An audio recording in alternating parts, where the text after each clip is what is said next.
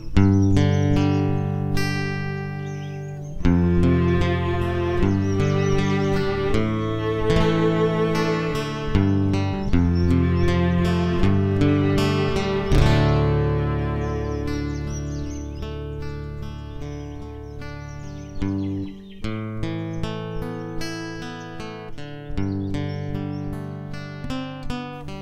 les amis, vous êtes bien sur Planète Gaïa TV, Gérard Confineau, votre animateur, qui vous accueille dans l'émission « Et si la santé était faite pour tout le monde ?» Alors, dans cette émission, nous allons à la recherche de praticiens divers et variés dans tout ce qui touche au bien-être. Donc ça peut être un masseur, ça peut être, voire même un médecin, on n'exclut personne, mais ça peut être aussi quelqu'un qui cultive des plantes bio et qui fait ses huiles essentielles. Et aujourd'hui, nous sommes chez Herbier Naturel avec le créateur, Oui, le responsable. le responsable créateur, Sylvain Garnier. Bonjour. Qui a créé cette société depuis 2011. 2011, d'accord. Alors, l'herbier naturel, c'est herbier naturel ou l'herbier naturel? L'herbier naturel. L'herbier naturel, d'accord. L'herbier naturel, très exactement, c'est quoi? Alors l'herbier naturel, l'idée c'est de proposer aujourd'hui des compléments à l'alimentation, communément ce qu'on appelle des compléments alimentaires, D'accord. ou phytothérapie, d'apporter donc un complément par les plantes à l'alimentation pour contribuer à résoudre ou à compléter par l'alimentation ce qu'une personne pourrait avoir en manquement dans son hygiène du quotidien. Oui, mais c'est pas le rôle des médicaments? Alors c'est deux choses différentes. C'est deux choses différentes. Déjà réglementairement parlant, il ne peut pas y avoir de confusion. Un médicament vient apporter une solution à un trouble de la santé. Un complément alimentaire vient apporter par la nature un complément à l'alimentation. D'accord. Même si pour la personne il peut y avoir un objectif commun. Mais on doit bien avoir deux registres de travail différents. Ce sont des choses qui doivent même se prendre en commun, dans le sens où aujourd'hui, une personne qui prend un médicament aujourd'hui ne peut pas l'arrêter, déjà réglementairement parlant, et il est bon quand même de rappeler qu'une personne ne peut pas arrêter le traitement d'un médecin sans son avis. Donc nous, on vient compléter par la nature les petites choses, les manquements. Les manquements, je ne sais pas si je suis très clair. Oui. Alors la guerre de chapelle entre ce qu'on appelle la médecine allopathique et la phytothérapie, puisqu'on parle de phytothérapie. Tout à fait.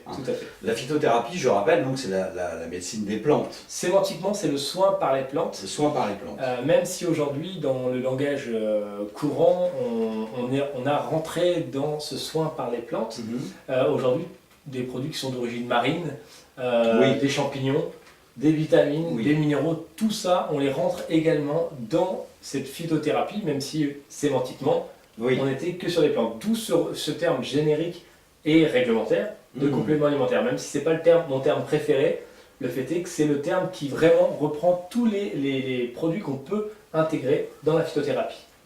D'accord.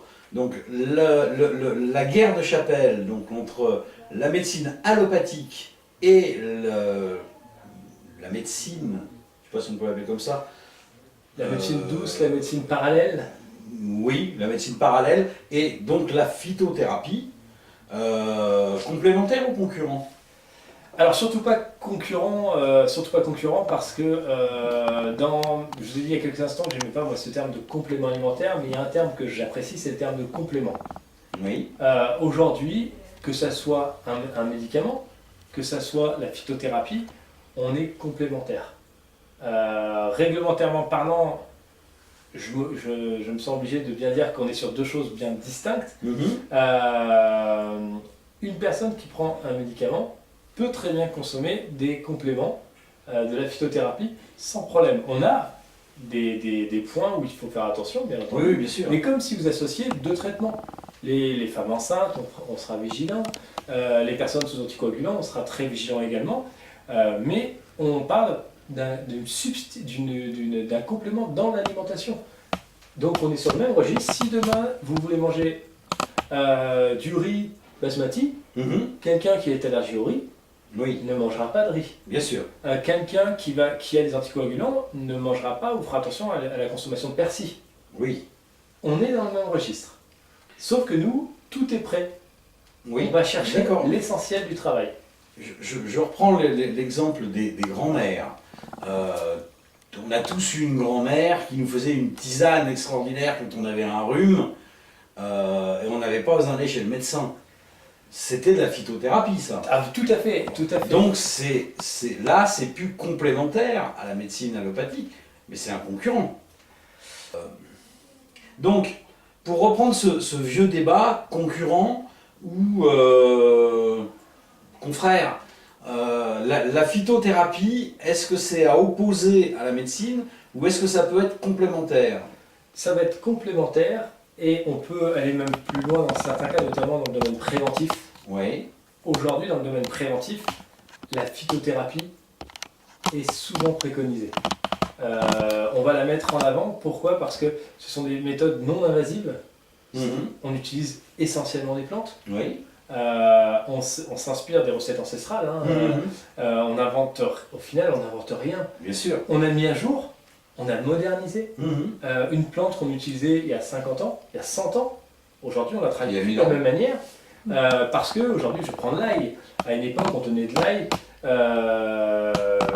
pour des petits soucis de respiration. Aujourd'hui, quand on va la donner, quelle que soit la raison pour laquelle on va la donner, on va aller chercher l'aïline. Donc, quand on va donner un complément à base d'ail, dedans, on va essentiellement avoir de l'aïline. Ouais. Tous les déchets auront été retirés. Donc, on a modernisé ces techniques-là. Et donc, on va se trouver dans le domaine préventif. En fait, ce qu'il faut voir, c'est qu'aujourd'hui, avec les plantes, on ne va pas travailler avec des plantes sur un problème dont il faut solutionner demain. Oui. À part dans de rares exceptions. C'est dans la distance. C'est plus un domaine où il faudra qu'on travaille, où on a un délai de 3 semaines, 1 mois, voire plus, dans certains domaines.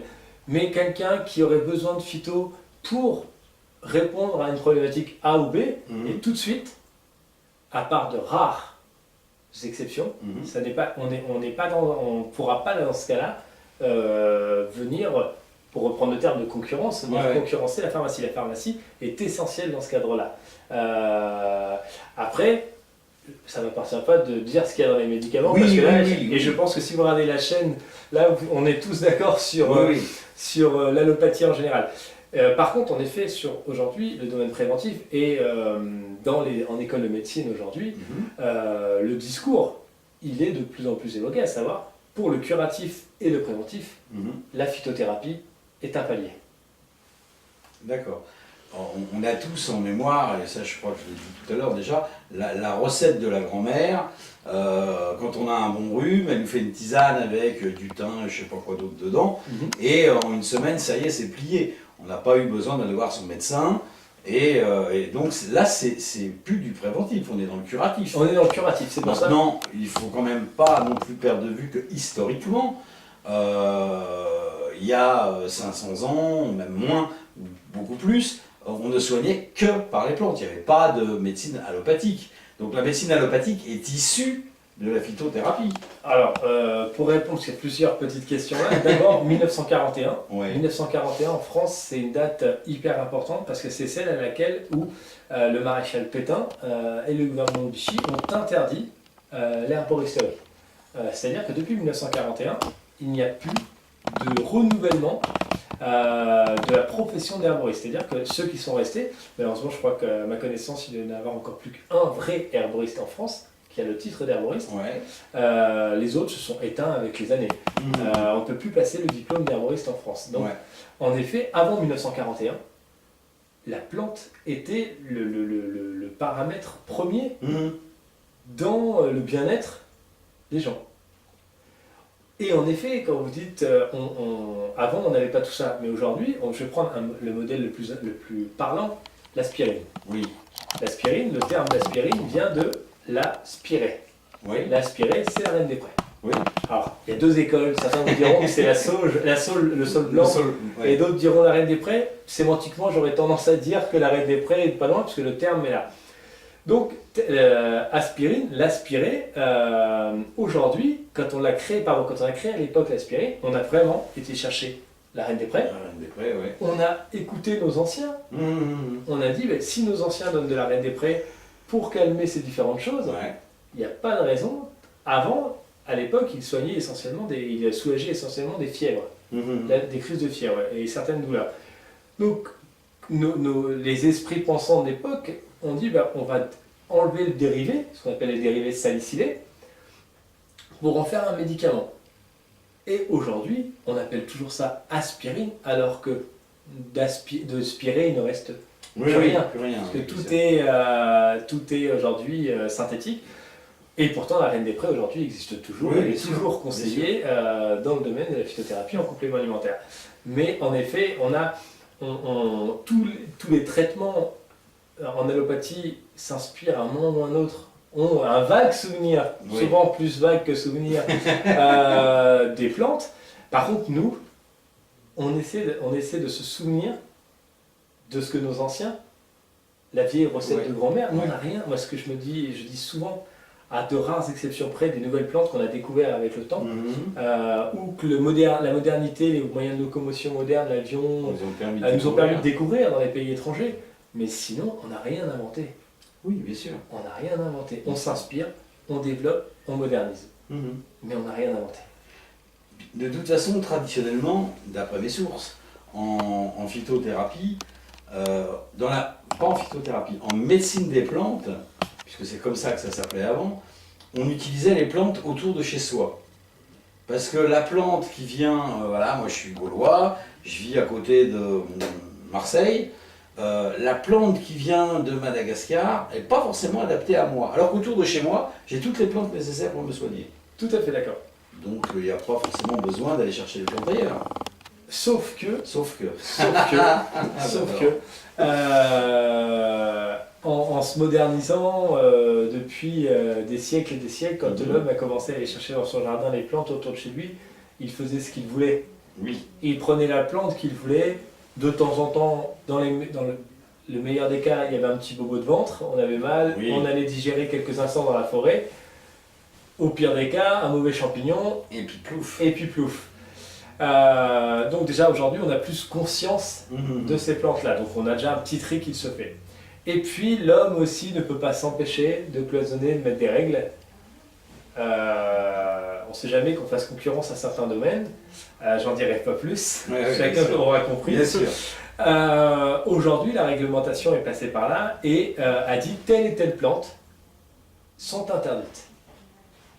On n'a pas droit parce que elle est dangereuse, parce qu'elle est trop près d'un médicament, ou parce qu'aujourd'hui c'est cultivé près d'une usine. C'est le moins fréquent des cas. Oui. En général, c'est soit parce que la plante est considérée comme dangereuse, mais selon les pays, on a une vision des fois des choses différentes. Tout à fait. Qui peut s'expliquer, on y reviendra si vous voulez. Mais également parce qu'en effet, et c'est aujourd'hui là où la limite se fait le plus, c'est une interdiction pure et dure de la plante en France, et en Europe, même si la France a ses petites particularités, c'est une réglementation européenne. Après, quand je dis qu'il y a des fois une plante qui va être utilisée dans un pays et interdite en France, c'est pas non plus des fois une exagération. Vous avez au Mexique un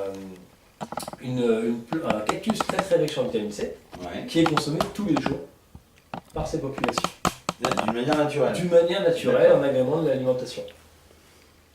Aujourd'hui, en France, comme la plupart des pays, si vous utilisez cette vitamine C, vous êtes bon pour le palpitant qui va briller, parce que la vitamine C est beaucoup trop forte, mais eux, dès le plus jeune âge, ont été habitués. Oui, bien sûr. Ont été habitués à ces choses-là. Et puis, on a aussi les idées reçues. Le soja. Il y a eu à un moment une publicité néfaste sur le soja en parlant du principe que c'était dangereux, hormonalement parlant, etc. Vous prenez au Japon, qui sont des consommateurs énormes de soja, loin de moi l'envie de faire un rapport entre deux faits. On mange beaucoup de soja et c'est le taux de centenaire le plus élevé dans le monde. Ouais. Et certaines maladies très très importantes en France ne sont que très peu présentes ou peu développées dans ces pays-là. Est-ce qu'il y a un lien de cause à effet? Ça, je laisserai à chacun le soin de tirer une conclusion. Ouais, bien sûr. Voilà. Mais c'est ce qui fait qu'en effet, même en voulant s'inspirer de nos anciens aujourd'hui, on ne peut pas forcément. Et c'est ce qui fait qu'on a voulu aussi aller voir ailleurs si l'herbe n'était pas plus verte ailleurs. Ouais, bien sûr. Aujourd'hui, une plante que vous preniez pour être mieux réveillé, pour être plus tonique, peut-être que cette plante aujourd'hui, la réglementation étant passée par là, on ne peut plus l'avoir. Et donc on a dû chercher une autre plante, peut-être dans un pays étranger, qui proposait des particularités similaires. Et puis aussi, quand on a eu plein d'événements, notamment les deux guerres mondiales, qui ont fait qu'on a eu un melting pot important, et ces cultures-là, on ne peut pas être fermé non plus. Non, et quand quelqu'un vient vous voir en vous parlant d'une plante, vous êtes obligé d'écouter ce qu'il se dit. Voilà. On parlait tout à l'heure de nos anciens, mais la culture asiatique, en termes de pharmacopée naturelle, oui, bien sûr. On est aujourd'hui, c'est les druides et les guérisseurs asiatiques sont considérés dans le monde, avec un petit peu les Mayas, comme les trois populations à l'origine de la médecine douce, des plantes.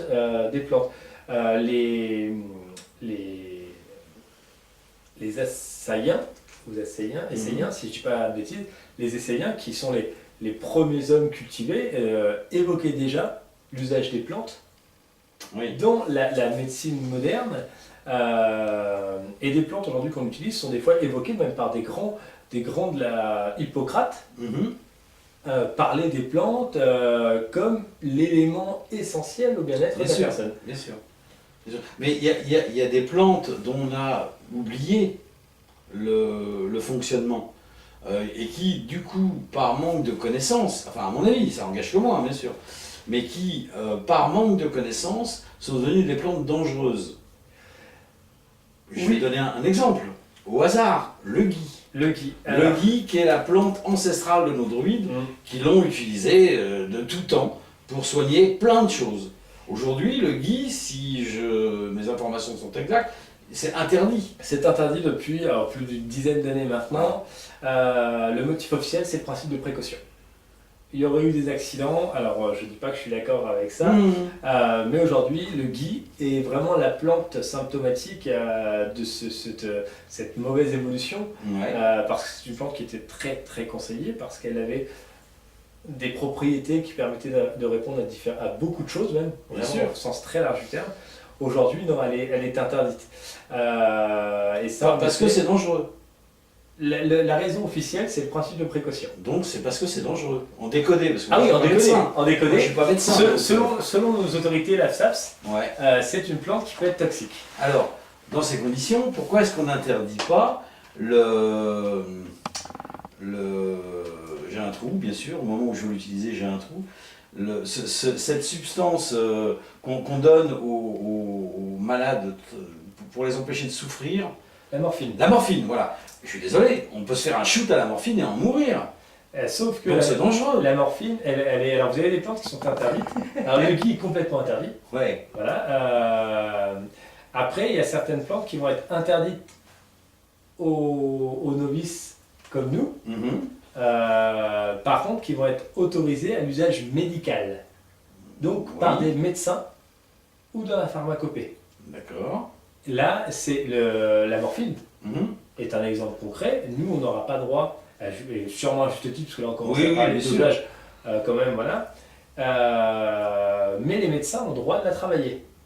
Parce qu'on va considérer que cette plante, elle a des propriétés qui sont telles qu'elles sont assimilées à de la pharmacopée. Et donc là, obligatoirement, les laboratoires de compléments alimentaires, de phytothérapie, n'ont pas le droit de travailler avec ces plantes-là, parce qu'elles sont considérées comme du médicament. D'accord. C'est la même notion, on va avoir ce cas-là pour beaucoup de plantes des plantes qui auraient des vertus traditionnellement purgatives. Oui. Soit on ne pourra pas les travailler, soit on va pouvoir les travailler en faisant attention à ce que leur principe actif ne dépasse pas une certaine dose, parce qu'on considère qu'au-dessus de certaines doses, nous rentrons dans des dosages médicamenteux. Donc ça sera dangereux en phytothérapie, mais plus dangereux sous le titre de médicament. D'accord. Maintenant, je reprends l'exemple du gui. Le gui, même par les médecins, n'est pas employé. Parce qu'aujourd'hui, on en oublie toutes ses propriétés. Moi, le gui, je me souviens parce que je l'ai connu, j'ai longtemps travaillé, mais on a des plantes, un grand nombre de plantes qui ont été interdites avec les années. Et moi, le premier qui, je pense, en toute modestie, connaît pas mal de plantes, l'absence d'utilisation fait qu'on en oublie les propriétés à un moment. Bah oui, Et c'est pour ça que c'est important.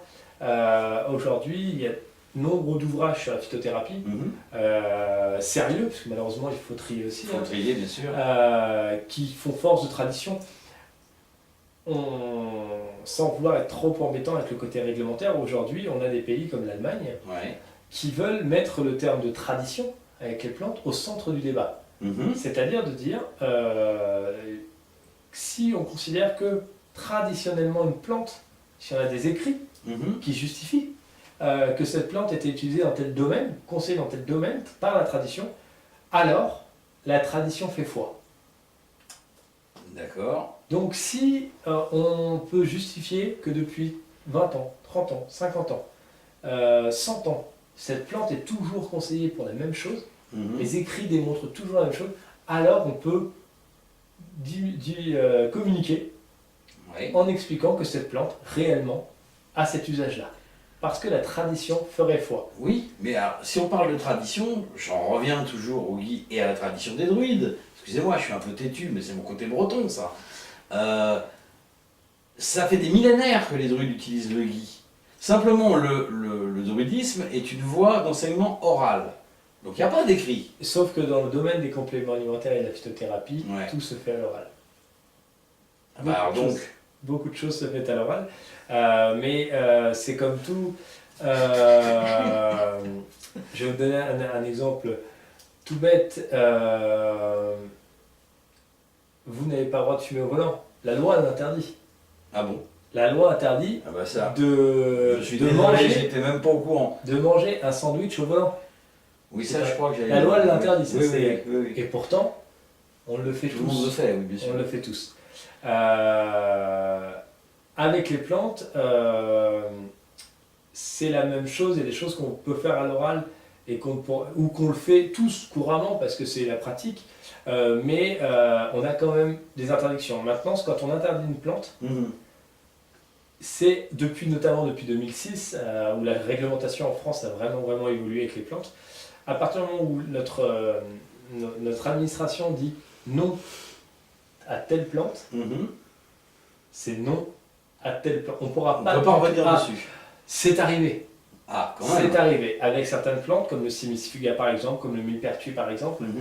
Mais il y a certaines plantes dont on sait très bien quand il est interdit qu'elles vont être persona non grata. Si on peut parler de personnes pour une plante. Disons que... Plantainum grata. Pardon ? Plantainum grata. Voilà, c'est ça. Suffit que quelqu'un ou un autre ait évoqué trop de choses avec une plante. On a des registres en France où on ne doit pas toucher, qui sont le domaine de la propriété de la médecine. Je n'ai pas dit des laboratoires pharmaceutiques. Qui sont la propriété de la médecine et sur lesquels on ne peut pas discuter. On ne peut pas prétendre à certaines propriétés, que ce soit pour un thérapeute, que ce soit pour une plante, que ce soit pour une voiture. On ne pourrait pas dire qu'une voiture soigne le cancer. Oui, c'est interdit. Bien sûr. Et donc, à partir du moment où, à une époque, certaines plantes ont été un peu trop mises en avant pour un domaine bien particulier, on a des interdictions qui peuvent tomber. Alors, je vais me faire l'avocat du diable. Admettons que je sois mauvaise langue. Je ne sais pas mon cas, mais admettons. Il est arrivé que certaines plantes qui ont un usage apprécié des consommateurs, il y a un moment où on peut se dire, tiens, il y a peut-être un certain bénéfice à faire. La salade. Par exemple, la salade. Et là, imaginez, c'est comme si demain, la salade, on est à peu près dans le même registre, hein, la plaisanterie finalement. On fait de la salade dans le jardin. Ouais. On se rend compte tout d'un coup que la salade faites maison, enlève un budget important au lobbying saladique. Ouais. Et là, on nous dit, stop, vous n'avez plus le droit de faire de la salade, c'est dangereux. Bien sûr. Et donc, quelques mois plus tard, on va avoir des lobbying saladiques qui vont tout d'un coup nous produire de la salade, alors que quelques mois avant, on disait que c'était interdit. Et c'est uniquement sous le contrôle de grosses structures agréées par l'État. Voilà. Et là, c'est arrivé avec certaines plantes, ça ne fonctionne pas. Parce que notre métier à nous aussi, c'est de dire, si la plante est interdite, on va vous trouver une plante qui aura les mêmes propriétés, bien sûr, la même tradition. Et quand cette salade serait remise sur le marché, les gens se sont déshabitués à la salade, on les a amenés vers la nature, la Batalia, et obligatoirement, la salade va se casser la figure et on va nous dire, finalement, vous pouvez refaire de la salade dans vos jardins. Oui, bien sûr. Voilà. Mais les gens, quand ils ont leur pan de terre, quand il a été mu par de la tomate, il n'y a plus de place pour la salade, et on oublie la salade. Ouais. Et c'est ce qui fait soit elle restera interdite, soit, même quand elle reviendra, on va en perdre la tradition. Bien sûr.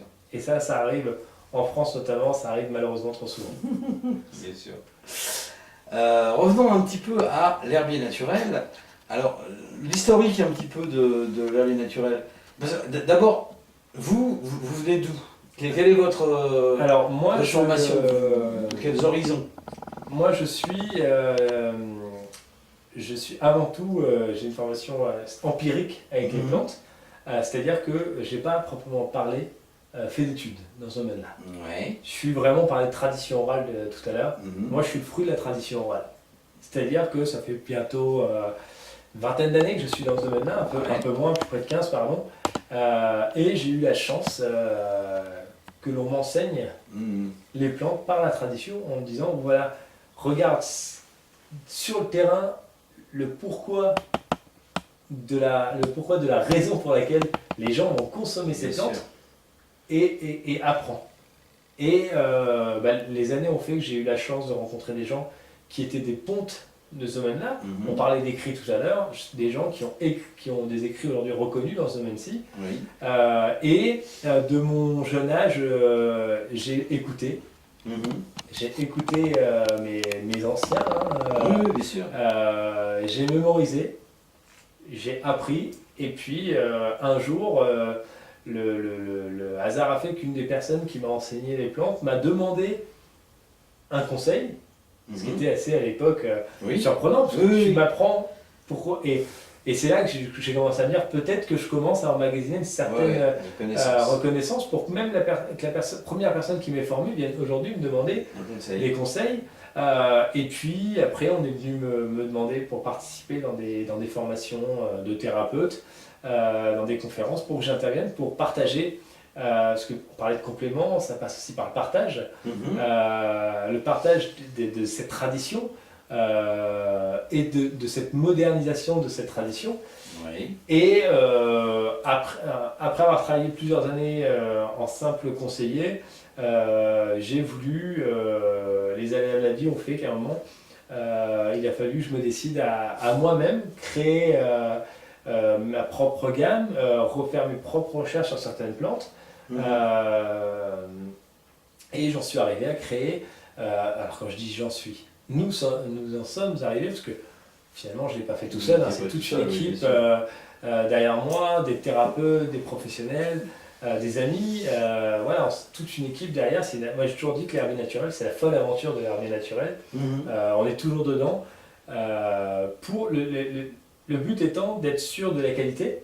On est dans un domaine, vous l'avez sûrement compris tout à l'heure, où la réglementation est très contraignante, voilà, et du coup, à un moment, pour être sûr des informations, pour la maîtrise complète de la réglementation, parce que qu'on soit d'accord ou non avec elle, aujourd'hui, dans notre domaine, pour perdurer, il faut être en respect complet de la réglementation. Oui, bien sûr. Savoir que si une certaine réglementation n'est pas respectée dans notre domaine, on peut aller jusqu'à la destruction complète, au minimum la destruction complète, comme on peut aller jusqu'à la fermeture d'un laboratoire. D'accord. Donc c'est quand même assez important. Ouais. Donc moi l'idée c'était de me fier à la tradition. Oui. Et en écoutant les demandes des personnes, de pouvoir, par la tradition, par l'observation de ce qui se faisait réellement, pouvoir faire partager mon savoir auprès des professionnels et auprès du particulier. Okay. Voilà. Sans pour autant se fixer à un bouquin en disant, ouais, parce que la problématique de certains ouvrages, c'est qu'on est sur de la théorie. Oui. Surtout que là ça va. Voilà. Et il faut savoir qu'en France, on a une réglementation qui est, encore une fois, et je ne sais pas combien de fois on aura ce mot réglementation dans notre conversation. C'est pas grave. Vive la France. En France, on a une réglementation qui est toute bête. C'est qu'une personne comme moi, qui aime à me croire comme professionnel des plantes, je n'ai pas le droit d'évoquer une quelconque propriété sur le corps avec des plantes. Carrément. Ça m'est totalement interdit. C'est ce qu'on appelle de l'allégation. Et pour les seules personnes habilitées à faire de l'allégation en France sont des personnes du corps médical et les pharmaciens. Mais bon, il y a quand même des bateaux, des choses que tout le monde sait. Là, je suis avec un ami, je fais un tour au convoi, je lui dis, va prendre du thé, fais-toi une tisane de thé. De thym. C'est là où... Et là, j'ai pas le droit? Alors, si, vous. Ah. Moi, je n'ai pas le droit parce que je commercialise des produits. Et à partir du moment où je prête une allégation à une... Mais moi aussi, je commercialise des produits. Je suis épicier, donc j'en ai du thym dans mon rayonnage. Oui, mais à ce moment-là, c'est la pratique illégale de la pharmacie. Ah, d'accord. Par contre, donc moi, c'est pour ça qu'on est sur vraiment un complément à l'alimentation. Maintenant, monsieur X ou Y, qui est boucher charcutier. Ouais. J'ai rien contre les bouchers charcutiers, on en a besoin pour manger. Bah oui. Lui, il se prend demain à faire un livre sur les plantes. Oui, pourquoi pas. Ça lui prend comme ça, oui, d'accord. Et il veut dire que dedans, sa plante, elle soigne toutes les maladies du monde. En mettant tout et n'importe quoi dans son livre, qu'il va vendre, mais qui ne concerne pas sa boucherie-charcuterie. Oui, bien sûr. Il aura le droit de le faire. Parce que, en gros, on est sur la librairie, on est dans le domaine de la librairie, et le droit à chacun à l'information. Donc, si c'est pas mon domaine, je peux dire n'importe quelle connerie. Si c'est mon domaine, c'est de la publicité. D'accord. Si c'est pas mon domaine, c'est le droit à l'information. Rien ne vous empêche d'aller dans une librairie, à la librairie, d'acheter n'importe quel bouquin, même les... Alors en France, heureusement, on fait quand même attention à certains écrits un peu douloureux pour notre histoire, mais vous avez certains pays qui poussent le vice jusqu'à autoriser des bouquins sur le racisme, sur la... voilà, etc., etc. Nous en France, là-dessus, voilà, on a quand même... C'est un peu plus strict. Un peu plus strict, mais le fait est qu'on a quand même une liberté de parole. En France, on a au moins on a quand même cet avantage en France. Et par l'écrit, si vous ne prêchez pas pour votre paroisse, ça ne gênera pas. Par contre, si je prêche pour ma paroisse, si je dis cette plante, elle est bonne dans tel intérêt, ça devient de la publicité. Parce que je vends à côté mon produit. Donc la loi ne reconnaît pas l'objectivité. On est devant une subjectivité et donc en effet on ferait ici de la pratique illégale de la médecine. En gros, tout terme d'allégation médicale nous est quasiment interdite. Alors les bien-pensants ou certains me diront que je dis une bêtise en disant ça parce qu'en effet on peut utiliser certaines allégations. Mais il faut démontrer par A plus B qu'on a un minimum de principes actifs de telle ou telle plante. Sachant que très souvent, pour pouvoir utiliser ces plantes-là, 9 fois sur 10, on va nous la refuser en nous disant qu'on est trop haut parce qu'on se rapproche trop de l'usage d'un médicament. D'accord.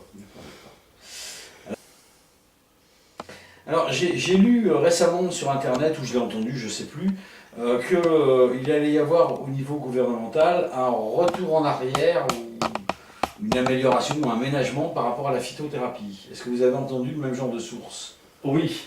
Oui, alors, mais on va modérer Ah, énormément le propos. En fait, on a je m'excuse encore avec cette réglementation. oui, bien sûr.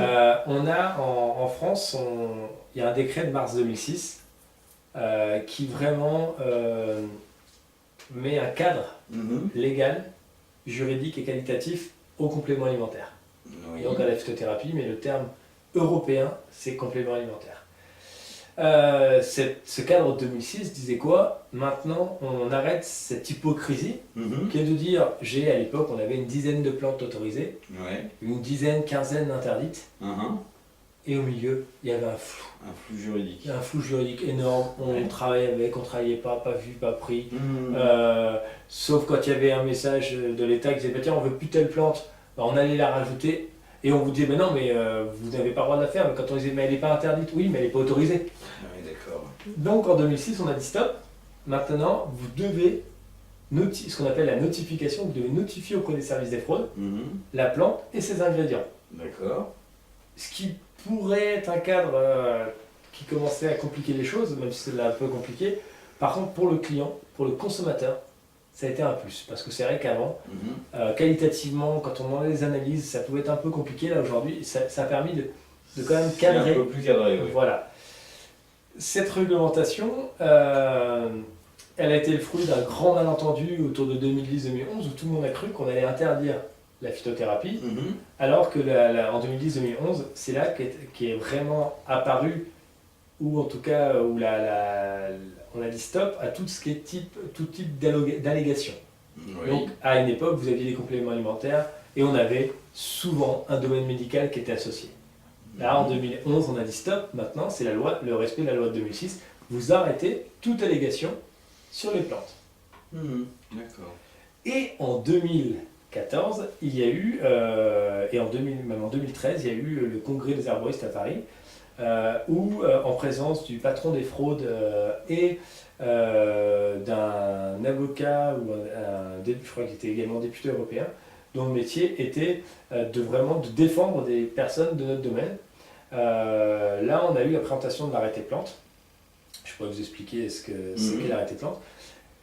La promesse était, en échange de l'arrêté plante, de la mise en place de l'arrêté plante, c'était la mise à disposition d'une plus grande liste de plantes, Oui.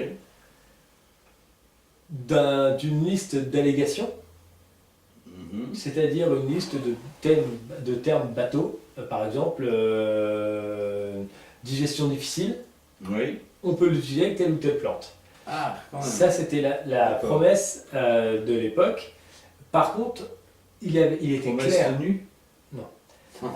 Il était clair, net et précis ce jour-là Oui. que nous n'aurions plus le retour du titre d'herboriste. Ça, il ne faut pas.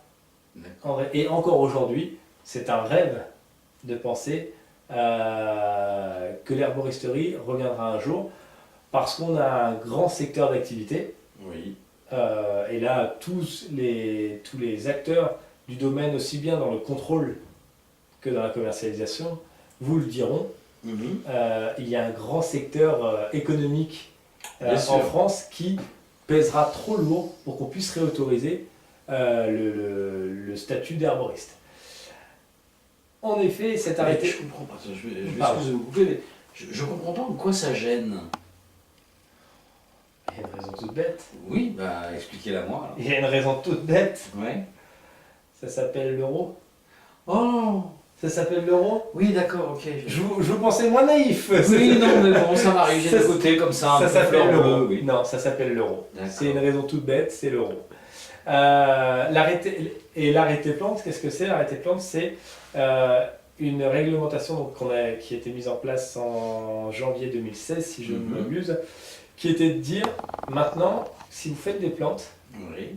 dans ce qu'on appelle le complément alimentaire, vous devez pouvoir nous dire, depuis la culture, Mhm. donc le moment où on va dans la terre, chercher Ouais, la plante, ouais. la cultiver, jusqu'au moment où vous allez la proposer au consommateur. Oui. Donc il y a pas mal de choses qui se passent, Oui, bien les sûr. contrôles, les analyses, les transformations. Vous devez pouvoir identifier chaque étape Oui, ok. D'accord. et nous dire qui est intervenu dans chaque étape. Un peu complexe, non, à mettre en place. Ça a été voilà, très très complexe. Ouais, j'imagine. Ouais. Qualitativement, au moins, voilà, ça a permis également d'appuyer encore plus les contrôles. Et en échange de ça, on doit avoir les allégations et la liste de plantes. La liste de plantes, on commence à depuis un peu moins d'un an maintenant. On a enfin une liste de plantes sur lesquelles on peut s'appuyer, c'est-à-dire, alors c'est pas vraiment une liste de plantes, c'est qu'on a connaissance, on a accès aux plantes déjà déposées. Donc en gros, toutes les personnes qui ont déposé une plante, une demande de commercialisation autorisée depuis, si je ne dis pas de bêtises, je crois que c'est avril 2016 ou avril 2017, j'ai un doute. Depuis cette date-là, on sait, voilà, il y a cette plante, en effet, a déjà été autorisée. On peut nous aussi vouloir la développer. En échange de ça, on devait avoir et cette liste, qui n'est pas une liste non plus complète, parce que normalement c'était une liste complète, mais on devait avoir également une liste d'allégations.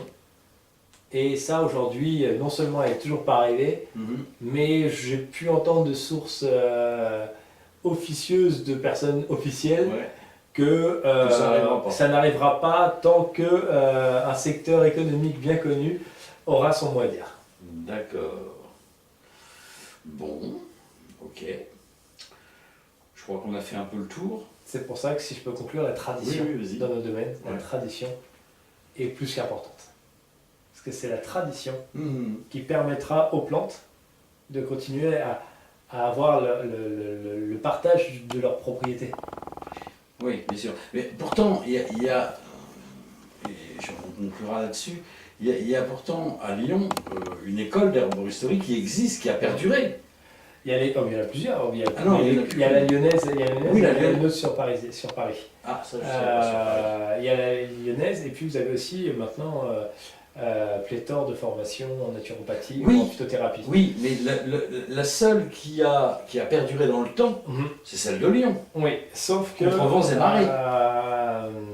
Alors, aujourd'hui, c'est un savoir, on leur enseigne un savoir, une culture générale, mais qui ne peut pas prétendre au titre d'herboriste. D'accord. Le titre d'herboriste n'existe pas. Il n'existe plus en France depuis 1941.